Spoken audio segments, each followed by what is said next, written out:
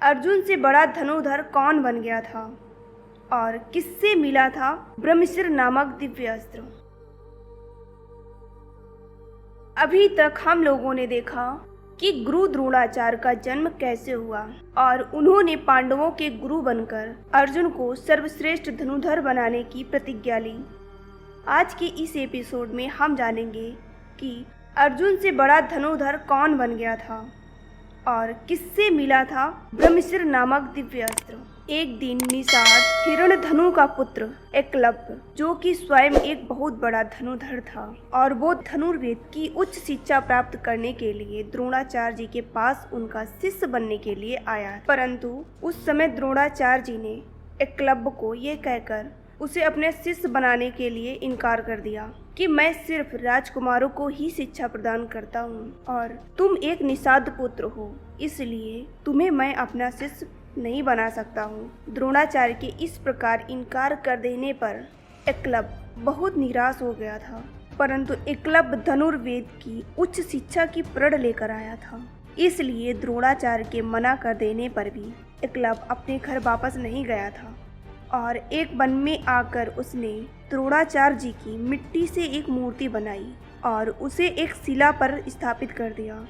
एकलव्य ने द्रोणाचार्य जी की उस मूर्ति में गुरु शिक्षा का भाव रखकर बड़ी श्रद्धा और प्रेम के साथ नियमित रूप से धनुर्वेद का स्वयं ही अभ्यास करने लगा था।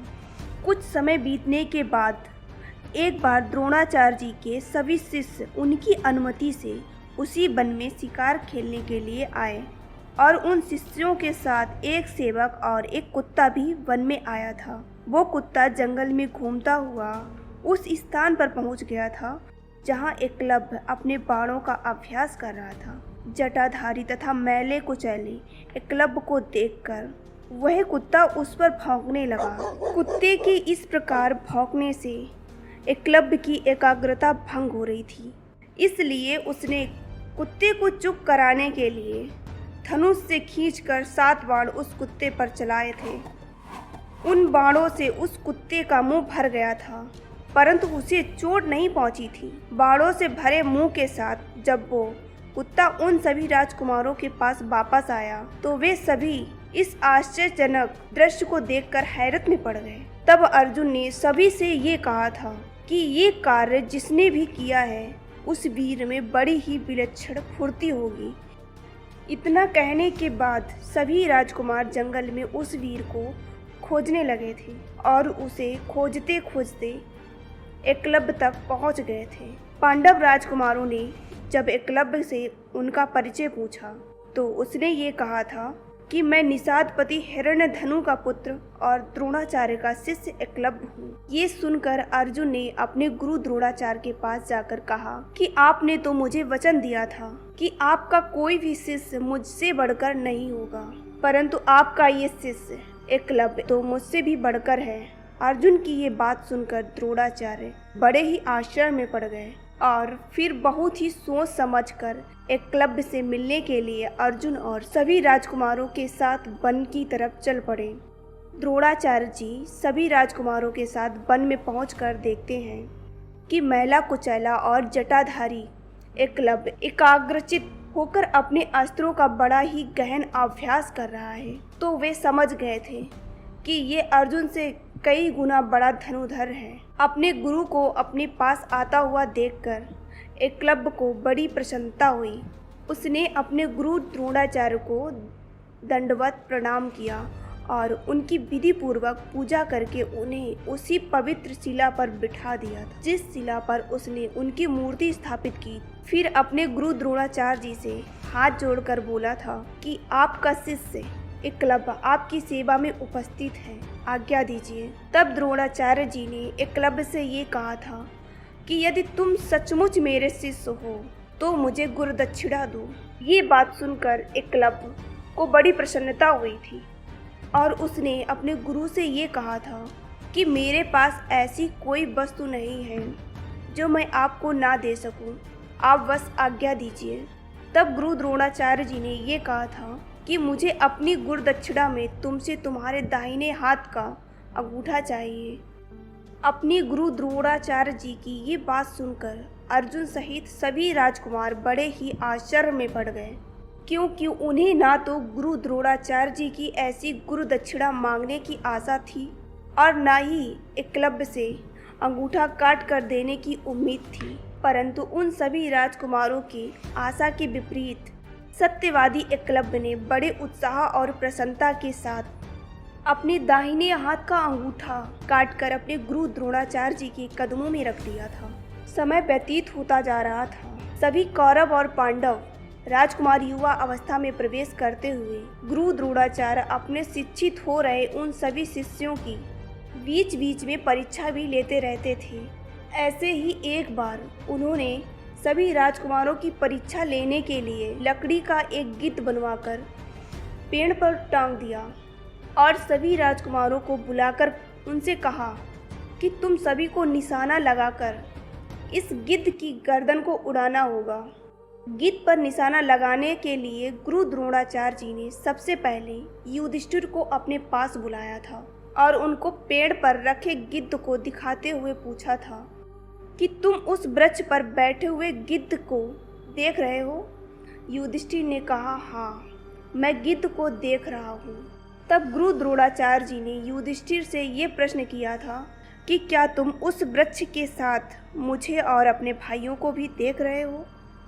तब युधिष्ठिर ने बड़े ही उत्साह के साथ ये उत्तर दिया कि हाँ, मैं उस वृक्ष के साथ आपको और अपने भाइयों को भी देख रहा हूँ। युधिष्ठिर का ये जवाब सुनकर गुरु द्रोणाचार्य जी बड़े खींचकर युधिष्ठिर को झटकते हुए ये बोले थे कि हट जाओ, तुम ये निशाना कभी नहीं लगा सकते हो। इसके बाद गुरु द्रोणाचार्य जी ने सभी राजकुमारों को एक एक करके अपने पास बुलाया और सभी से इसी प्रकार का प्रश्न किया कि तुम्हें गिद्ध को छोड़कर और क्या क्या दिख रहा है। तो सभी ने उसी प्रकार का ही उत्तर दिया जिस प्रकार का उत्तर युधिष्ठिर ने दिया था। इसलिए गुरु द्रोणाचार्य जी ने क्रोध में सभी राजकुमारों को छिड़क कर अपने पास से भगा दिया। अंत में गुरु द्रोणाचार्य जी ने अर्जुन को अपने पास बुलाया और उससे भी सभी की तरह कहा कि तुम अपने धनुष पर बाण चढ़ाकर अपना निशाना साधो। तब अर्जुन ने पेड़ पर रखे उस लकड़ी के गिद्ध पर अपने बाण से निशाना साधा। तो गुरु द्रोणाचार्य जी ने अर्जुन से भी यही पूछा, क्या तुम इस वृक्ष को, गिद्ध को और मुझे देख रहे हो? तब अर्जुन ने उत्तर दिया कि गुरुजी, मुझे गिद्ध के अतिरिक्त और कुछ भी नहीं दिख रहा है। गुरु द्रोणाचार्य जी ने अर्जुन से ये भी प्रश्न किया कि ठीक है, ये बताओ कि उस गिद्ध की आकृति कैसी है? तब अर्जुन ने कहा था कि गुरुदेव, मैं तो गिद्ध का सिर्फ सर देख रहा हूँ, उसकी आकृति कैसी है ये तो मैं नहीं बता सकता हूँ। अर्जुन का ये उत्तर सुनकर गुरु द्रोणाचार्य जी का रोम रोम पुलकित हो गया था और वे बड़े प्रसन्न होकर अर्जुन से बोले थे कि ये निशाना सिर्फ तुम ही लगा सकते हो। और उन्होंने अर्जुन को बाण चलाने की आज्ञा दे दी। तब अर्जुन ने एक ही बाण से उस गिद्ध के सर को काटकर पृथ्वी पर गिरा दिया। धनुर्वेद के प्रति अर्जुन के इस समर्पण को देखकर गुरु द्रोणाचार्य जी ने अपने मन में ये निश्चय कर लिया था कि उनका ये शिष्य अर्जुन ही उनके शत्रु राजा द्रुपद से उनके अपमान का बदला ले सकता है। इसलिए वे बार बार अर्जुन की परीक्षा लेते रहते थे और अर्जुन अपने गुरु की ली हुई सभी परीक्षाओं में सफल हो जा रहे थे। इसी प्रकार एक दिन अपने सभी शिष्यों के साथ गुरु द्रोणाचार्य जी गंगा नदी में स्नान कर रहे थे कि तभी पानी के अंदर एक मगरमच्छ ने गुरु द्रोणाचार्य जी के पैर को पकड़ लिया। गुरु द्रोणाचार्य जी अपने आप को उस मगरमच्छ से मुक्त तो कर सकते थे, परंतु उन्होंने ऐसे समय पर भी अपने सभी शिष्यों की परीक्षा लेते हुए उनसे कहा कि इस मगरमच्छ को मारकर मुझे इससे मुक्त करो। गुरु द्रोणाचार्य जी की ये बात सुनकर सारे शिष्य अक्के बक्के होकर एक दूसरे का मुंह देखने लगे। तभी अर्जुन ने अपने गुरु की बात पूरी होने से पहले ही बाणों से उस मगरमच्छ को मार डाला था और गुरु द्रोणाचार्य को बचा लिया था। अर्जुन के इस कार्य से गुरु द्रोणाचार्य जी अर्जुन पर बहुत खुश हुए और फिर उन्होंने अर्जुन को ब्रह्मशिर नामक दिव्य अस्त्र दिया था। उस दिव्य अस्त्र को पा जाने के बाद इस पृथ्वी पर अर्जुन से बड़ा कोई धनुर्धर और नहीं था। तो फ्रेंड्स, आपको ये जानकारी कैसी लगी कमेंट में बताएं, और यदि हमारे चैनल पर आप नए हैं तो हमारे चैनल को सब्सक्राइब करें, लाइक करें, शेयर करें और बेल आइकॉन दबाना ना भूलें। Thank you.